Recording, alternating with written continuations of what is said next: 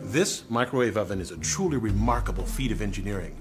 The rapid heating that makes microwaves popular is made possible by power provided from this vacuum tube. Now, if you picture a vacuum tube at all, it's likely in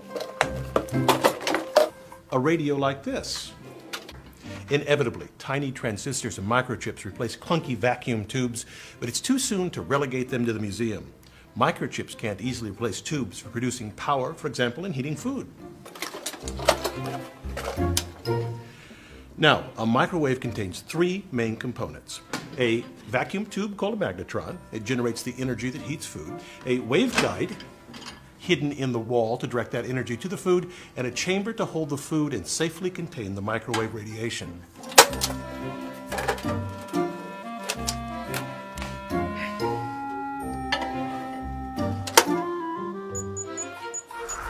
In principle, a microwave oven heats no differently than any other type of heat transfer. At a molecular level, heat is a transfer of energy that results in increased motion of the molecules in a substance.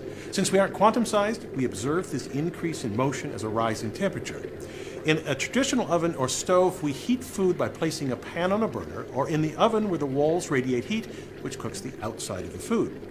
The insides cook when heat transfers from the surface of the food to its interior.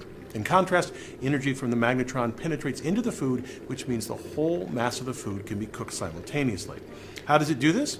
Well, our food is filled with water, which is positively charged at one end and negative at the other.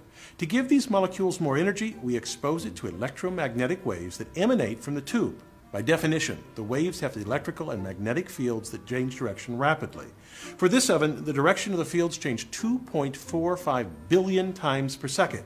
Water will try to align with the radiation's electric field. The changing field rocks the water molecules back and forth rapidly, and molecular friction from this creates heat as the motion disrupts the hydrogen bonds between neighboring water molecules. Now, you can get an idea of the wavelength of the energy emitted from the magnetron using cheese.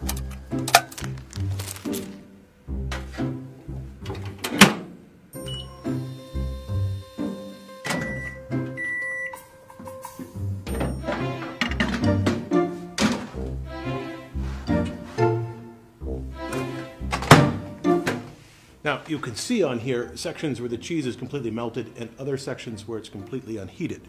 The oven's metal walls only reflect waves of a length that fits inside the oven. This standing wave causes hot and cold spots inside the oven.